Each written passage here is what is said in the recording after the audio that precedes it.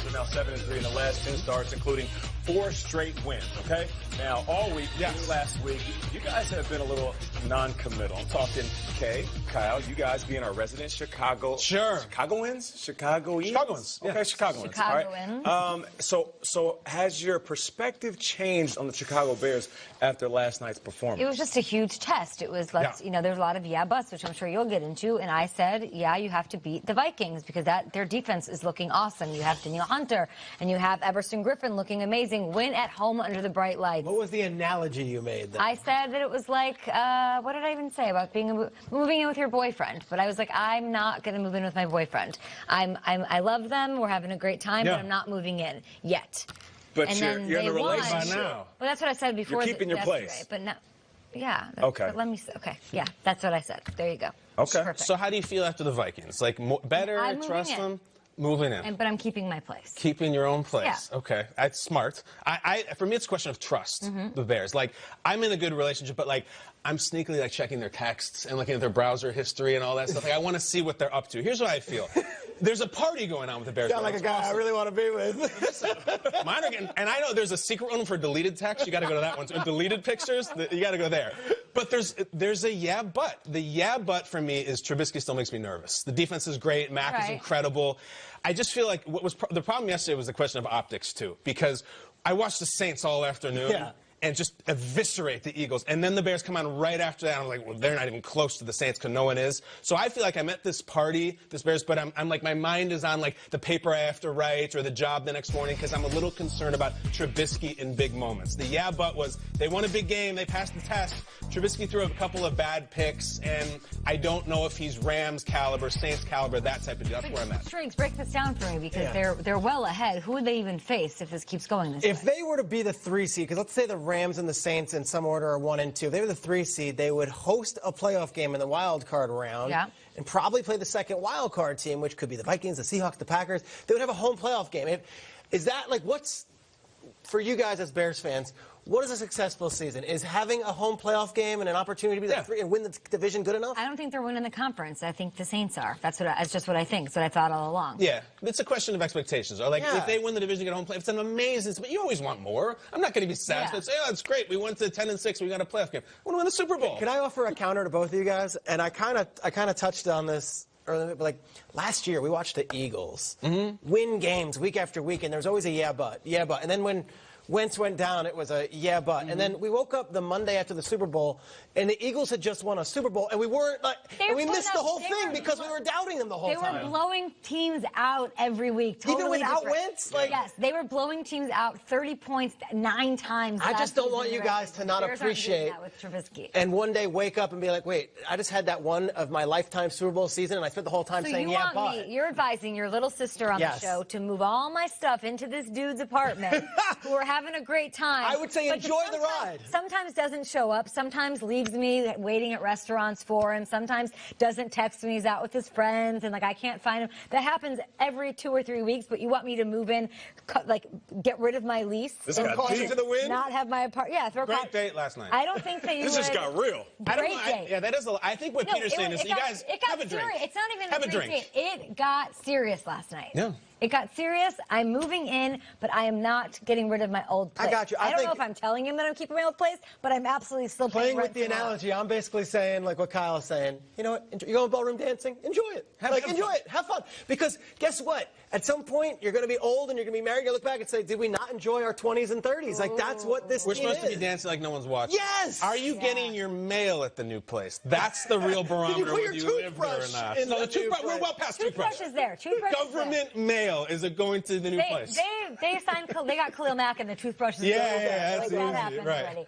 I don't know if I'm getting my mail there. Then you're not really moved in. I've been through this. If you don't get the mail, you don't live here. Honestly, talking football, they could win. They could win a playoff game as a Bears team. They could win. Then maybe they play the Saints or the Rams in their building, and the Rams haven't won a big playoff game yet in their season. The Saints, they were an amazing team, but like defense does sometimes beat offense.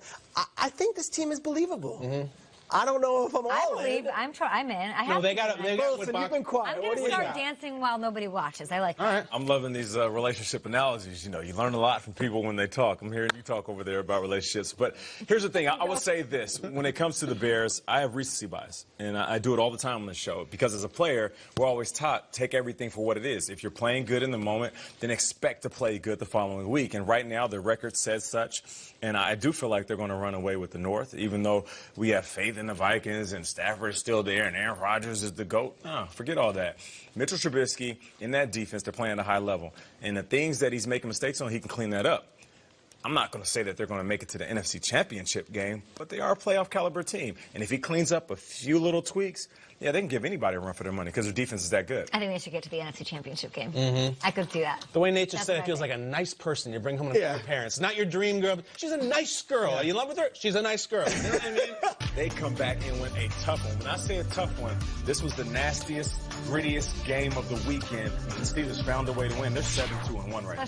Jalen tweeting, you all are going to miss me when I'm gone. And then there's random rumors and things I'm reading on Twitter about him potentially being put on the market before the trade deadline. All of that's going on. And he showed up. The team couldn't get the win because of the comeback by Steelers and company. Which one was more impressive? Dak on that drive, what they could do against the Falcons, who clearly were hungry and they have the offense to do it, or was it what the Steelers did, guys?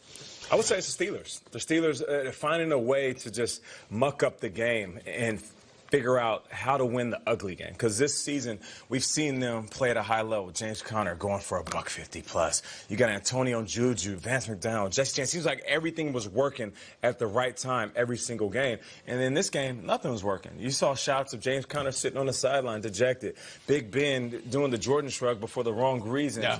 And then in the second half, Hall of Famer does what Hall of Famers do. He gets his playmakers the ball. Antonio steps up big, Juju Smith-Schuster. And this is a message to everybody in the NFL. They can either blow you out, but if you let the Pittsburgh Steelers stick around 4 quarters, they can find a way to beat you because they have guys that have been there. They have guys that know what ugly is like. So I love what the Steelers did. I was so inspired by the Steelers win because Steelers teams of the past few years, in the last recent years, have lost weird games on the road. And, you know, they lost to a Bears team. They lost to a Buccaneers team a couple years ago. They had no right beating with Mike Glennon at quarterback. This year they tied Cleveland, right? They tied Cleveland. Yeah. This game felt like that again. Like, ugh, what are the Steelers? Like, why do they have these trap games under Mike Tomlin?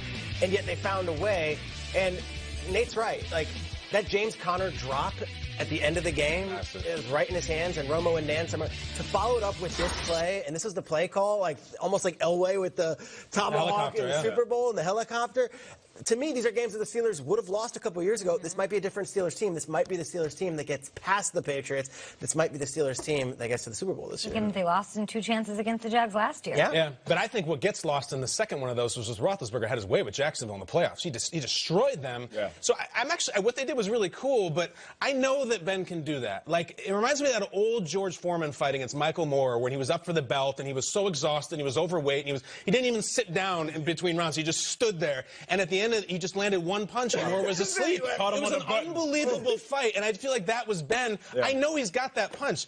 The Cowboys, I don't know what the numbers bear out, and Kay talked about Dak at the end of the game and to begin the show. I didn't know they had that in them. Peter, you were talking recently about this Cowboys team when they got hammered a couple weeks ago, that the optics of it are you never think that they're going to snap their fingers and go, they don't have the juice. So I'm looking at them on the road against an Atlanta team that's got some juice, and it shocked me that they did that. I know Ben can do it. I was so impressed with Dak's composure and Zeke throwing the ball to Beasley and Jeff Swaim and all these great names that are the Cowboys this year that are not exactly Antonio Brown. Since Jerry said, yeah, we're giving him an extension, he's won 2 games and it's looked awesome in clutch moments. Dak has stepped up since Jerry gave him that contract. Maybe Jerry understands the psychology better than he gets credit for. You know what I mean? Maybe he knows how to pull the strings. I thought it was foolish to give a guy an extension or to say that in November. Look at but this. It's worked. I think the Cowboys were awesome. Steelers were down 16 to zip in the 3rd quarter and pulled out. I got to ask you just to bring back to that game and get your perspective, Kyle. Yeah.